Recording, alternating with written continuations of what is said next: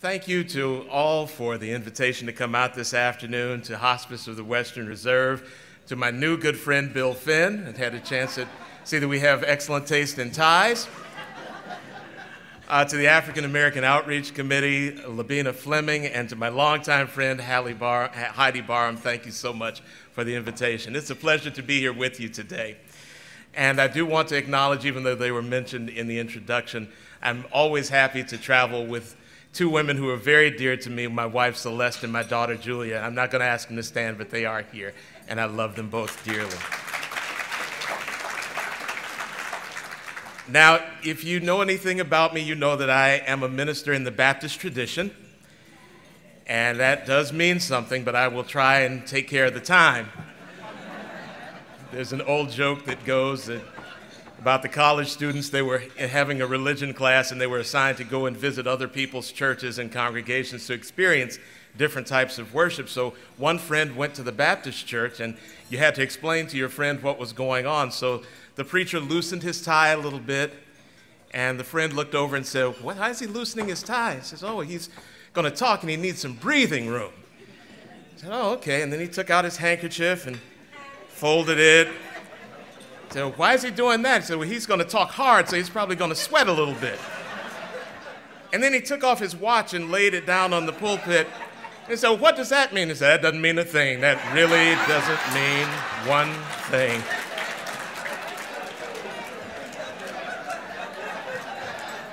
We Baptists are known to be oblivious to time. Time. Time is a gift.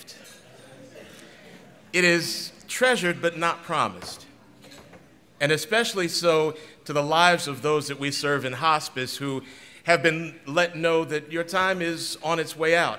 And it's just a reminder, really, because we all understand, from the youngest to the oldest, that somehow from the beginning our time is running out. But we're not reminded of it constantly until something happens with health or something happens with our surroundings. And then that time becomes even more precious and more fragile, and we really want to take care of it. And my thanks goes out to the workers of Hospice of the Western Reserve in the care that you give to those who are running short on time, but not necessarily out of time, and the families and the survivors of those who surround them. Give yourselves a round of applause for the mighty and marvelous and loving work that you do. The beauty of what hospice and palliative care provide is that the time and the love is there, and it's not a rushed type of thing.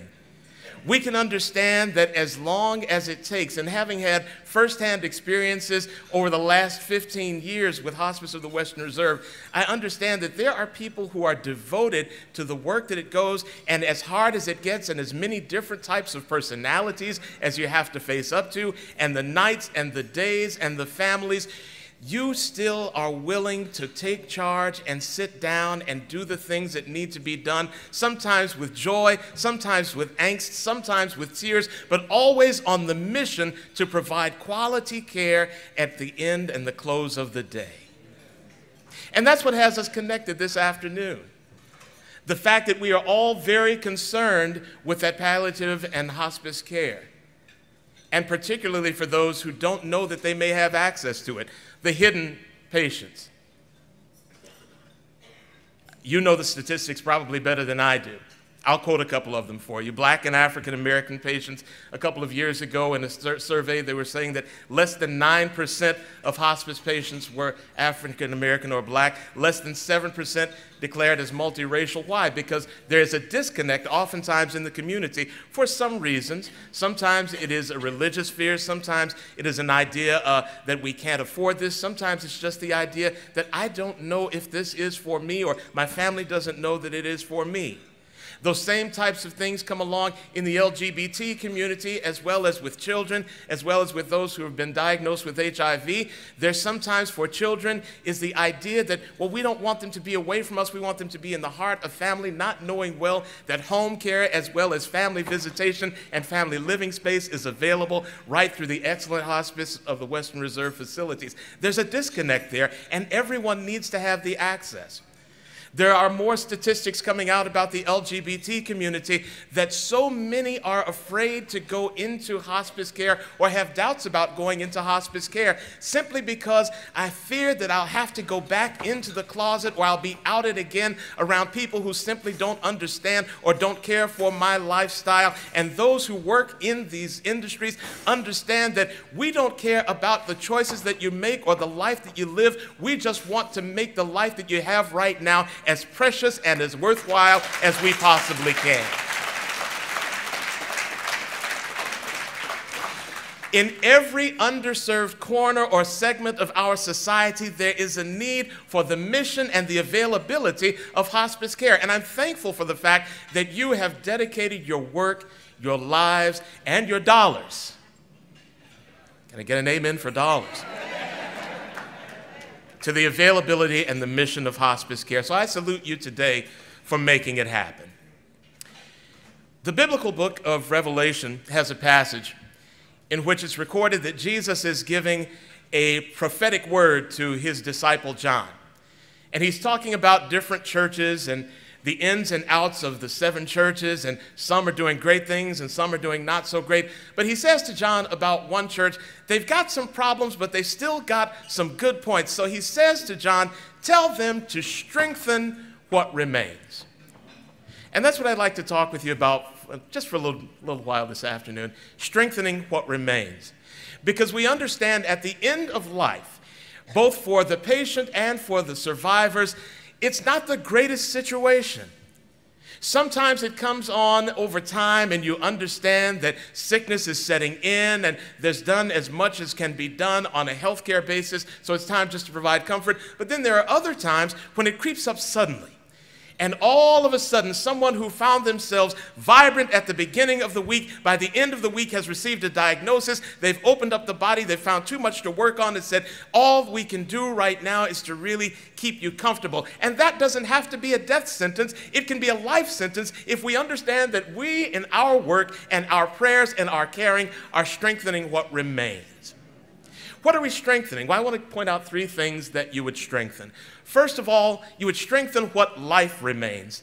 Then strengthen what hope remains. And then strengthen what joy that remains. What life remains? Let me give you this in 3 different acts as far as my personal experiences with Hospice of the Western Reserve. Act 1, Gertrude Ribbins. My mother, many of you knew her well. A vibrant woman, a wonderful public speaker, musician and music teacher, friend to the community, who found herself at age 58 going in for a biopsy and finding out at age 58 that we must do surgery right now. Now, this was 1982. So when they found a massive cancer in 1982, the thing to do was not as well researched and well reformed as it is today. They saw the mass and they told my father, we must take her breast down. We in the family thought maybe this is a death sentence. No, but it was life. Because she came through that surgery in 1982 and lived until 2008 a very healthy, very vibrant life. In 2007, she says, I'm having some problems swallowing, and I think that this thing may be back. So I went to my doctor, and my doctor told me, well, we'll do some tests, and we'll let you know. They did the test shortly before Thanksgiving, but the doctor held back her results until after the first of the year. And her doctor said, indeed, your cancer has returned, and it's not looking very good. And she says to her doctor, as only Gertrude could, well, why did you wait till now to tell me? And her doctor said, well, I wanted you to have happy holidays. She said, don't worry about the holidays. Tell me what I need to know now. We sat down as a family and had a conversation, and it was determined that I don't want heroic measures. I want to live well and live comfortably until God calls me. She chose to live in the home where she raised her 3 children. She chose to spend her days in the room that she shared with my father, her husband. And she did so until the day she died under the care of Hospice of the Western Reserve.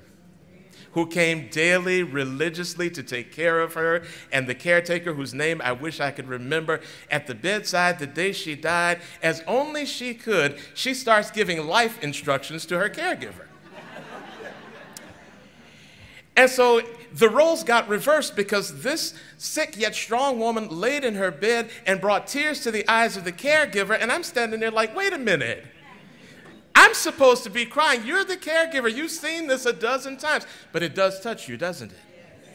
Because the work that we do through hospice does not make our hearts turn to stone. It fills our hearts with softness and compassion and the ability to connect with people on a human level, that life is precious and the preservation of life and making it worthwhile is a beautiful thing. We strengthen the life that remains. The lives of the patients should be strengthened, and the lives of the survivors should be strengthened, and the lives of the ones who need access, we must strengthen. There's a whole audience out there that could be filling the rest of the chairs that are not filled today because they don't understand that, yes, hospice care is for your mom and for your granddad and for your uncle and for your aunt. We have to give access so that we can strengthen the lives of those who remain. The mission that we see first and foremost, just as outsiders looking in, is strengthening the life that remains of the patient, and that is true. We want that life to be as pain-free and as joyful and as easy as possible. But then to the survivors, how do you strengthen those lives? Those who remain need to understand that even in the midst of this, your life goes on. There are things to be done. There are bills to be paid. There's business to be taken care of. So it's important that in strengthening those who remain in survivorship, that the business of day-to-day living still gets done, and that day-to-day grieving can still happen, and these things can still be married together in a relationship where you take care of the things that need to be taken care of, but you still love the one and you spend time with the one. And I'm thankful that for the fact that you spend so much time strengthening the lives of those who remain. But there are more to be touched. There are more who need access. We all fight at some point for access. Who among you could not wait to turn 16 years old or 18 years old to be able to drive? I can't wait till I turn 16 till I get my license. I can't wait till I turn 18 so I can get out of this house. I can't wait till I turn 21 so I can have a drink. And then all of a sudden you're 45 and it's like, why was I in such a rush to get...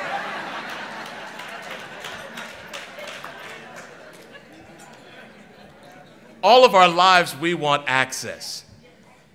And the least of these that we consider among us also want access.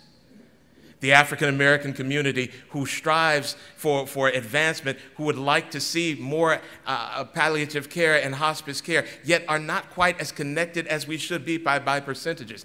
The LGBT community who wants access, and they fought for rights, and they fought for this, and they fought for this. I don't care what your politics are or your feelings are, but on a human level, you have to understand and at least agree that human life, if you have a heart, if you have love inside of you, then that person's human life has just as much right to die in dignity as you or I or them or him or her. Access. We fight for access. We all want access. What child among us would we not fight to have access to quality care in the time of their need, in the time that their small bodies may be racked with pain? We have to strengthen the lives that remain, and we have to remember the ties that bind. Because each one of us, through the ties that bind, are one accident or one act of God or one diagnosis away from not providing care, but receiving care. We must strengthen the life that remains, but we also must strengthen the hope that remains, because hope doesn't have to end with a possible death sentence. Act 2, Bernice Washington. When I was pastoring Evening Star Church on Cleveland's northeast side, I ran across a woman who was a member there named Bernice Washington. Bernice was a delight. And she was a delight because she was the type of person who was very loving, but she said exactly what was on her mind. I like those kind of people. I try to be that kind of person. Sometimes to my regret, because my tongue goes a little bit too far. But Bernice and I would have these wonderful conversations, and then she fell ill, and she received a cancer diagnosis, and she wound up in the beautiful facility at the corner of East 185th Street. And I went to see her, and her daughter was there. She opened her eyes, she smiled, and we chatted a little, and she still said exactly what was on her mind, albeit a little bit slowly. Then I spoke with her daughter, and her daughter says, well, she's got this apartment, and there's all this stuff in there, and this, that, and the other, and I'm not sure where her papers are. I said, look, there are people here who are dedicated to helping you with that. They know the process. They know about power of attorney. They can walk you through some of the things that need to happen. You don't have to give up hope, and Bernice doesn't have to give up hope. And hey, keep praying and keep working. You never know what will happen. And so I would go to see Bernice because this wonderful facility is about 5 blocks from our home. I'd go to see Bernice from time to time, and she got better, and she got spry, and the springtime came, and all of a sudden I get a call, and she says, Pastor, I'm going back to my apartment. I said, oh, really? And she says, yeah, I'm doing better. She was released to her apartment. She went back home. She found herself with a new boyfriend. I said, wait a minute. You just started feeling your oats now. All of a sudden, 2 months ago, you were laying at death's door. Now you are better. You received the care. You received the loving. You're going back home. Hope does not have to leave just because a doctor or a diagnosis or a test says there's no hope. Within us, there is still the ability to hope for a better tomorrow, a brighter day, and a greater thing for ourselves and our families. And so when Bernice passed away, 8 months later, after this diagnosis, after being in hospice care, she had the joy and the hope of saying, I outlived what they said I would live. And that's part of the beauty of the work that is done through hospice and palliative care, is that just because a test says you're dying, doesn't say the day.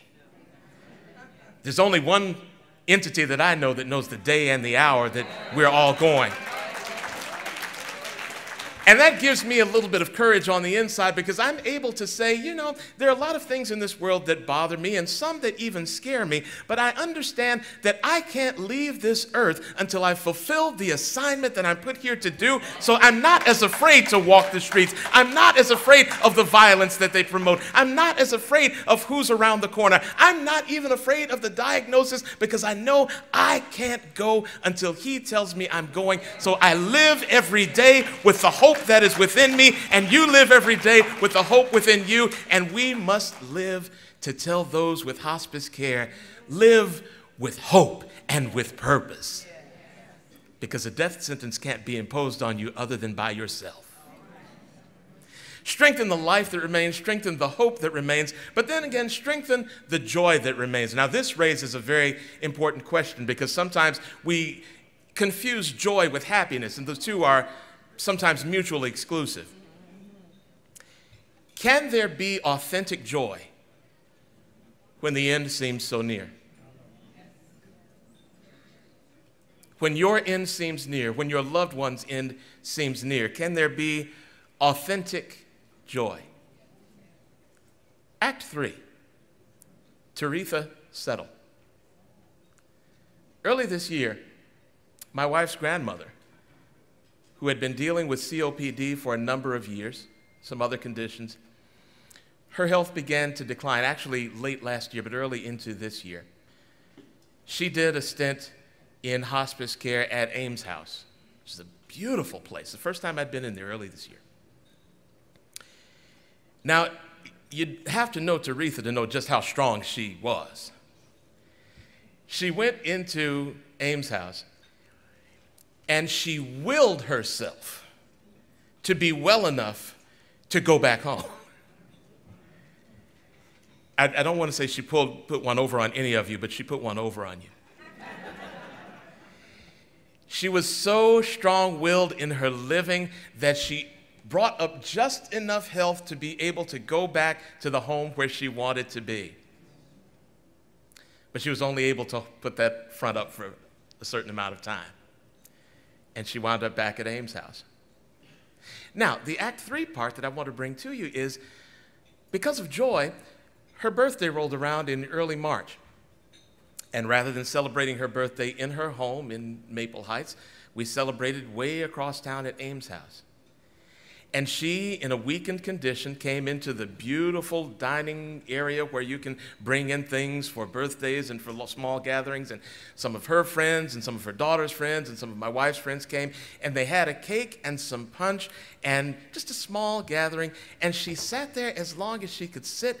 But I could see a gleam in her eye that even though I'm in this place, even though I'm not where I want to be, I'm surrounded by people whom I love, and I'm still running this show.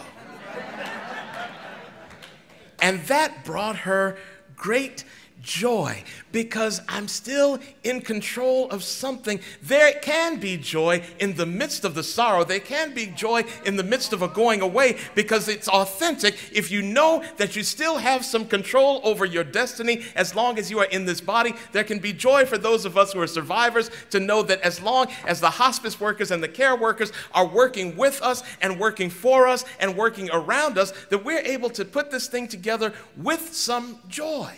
We as a family had a grand time sitting there spilling Kool-Aid on the counters and wiping it up and going for ice and not letting the workers see that we spilled Kool-Aid on the counters and putting icing all over everything. Oh, it was a grand time. And we had, for the first time in a couple of months, actual heartfelt laughter, smiling joy in the midst of a terminal situation.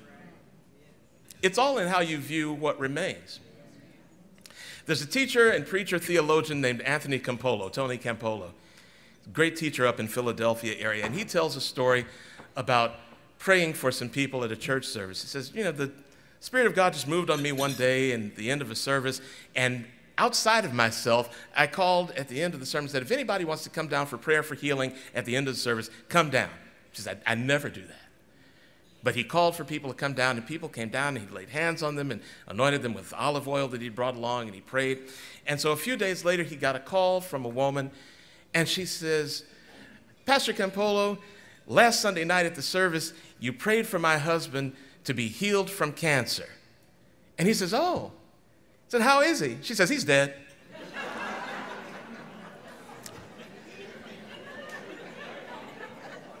This is when the preacher's ego goes. And as he started to try and find his words and to give his I'm sorry, she says, no, that's not why I called you. She says, you prayed for him to be healed. And from the point that you prayed, I need you to understand, we came to that service with a very angry man.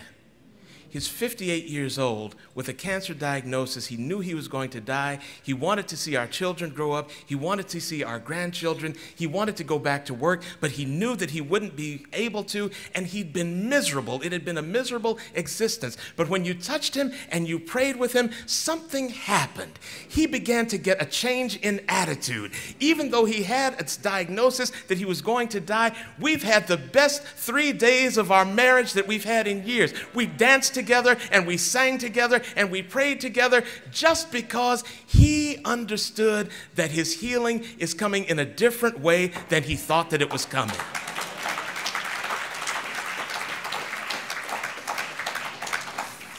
She says, and I just called to thank you for putting your hands on him. And workers of Hospice of the Western Reserve, I want to thank you for laying your hands on those who need you the most. The patients, the families, the adults, the children, the small children who can go into a workshop and work on an art project while grandma's around the corner laying and trying to get some rest. Those who will bring in a bed so that someone can lay next to a loved one and have some relief and catch a nap because they've been there for so many hours. Those who walk into homes day after day and night after night and lay hands on and say, it's going to be okay. We want to comfort you. What can I give to you? It's all okay because we all need access because we all want to strengthen what remains, and life can be precious, even what remains, with the care of people like you. The sitting Dalai Lama wrote, when we feel love and kindness toward others, it not only makes others feel loved and cared for, but it helps us also to develop inner happiness and peace. So when we care and share, we can rest in peace. That's a misused term. We've used rest in peace so long to talk about those who've died, but how would it be for us to realize that at the end of life, and those who are caring at the end of life, and those who care for those at the end of life, can rest in a peaceful acknowledgement that we do the best that we can for all that we can and the most that we have possible through our hospice work. This is how we give access, and this is how we strengthen what remains. So keep doing what you do. Keep providing the dedication that you provide. Keep educating those who need educating. Keep providing access to those who provide access and need access so badly. Keep reaching out through events like these and through your publications and through radio and through television. Keep spreading the message that, as the songwriter said, days may be cloudy or dreary. It doesn't matter as long as you're near me. I'm going to love you, come rain or come shine. Thank you very much.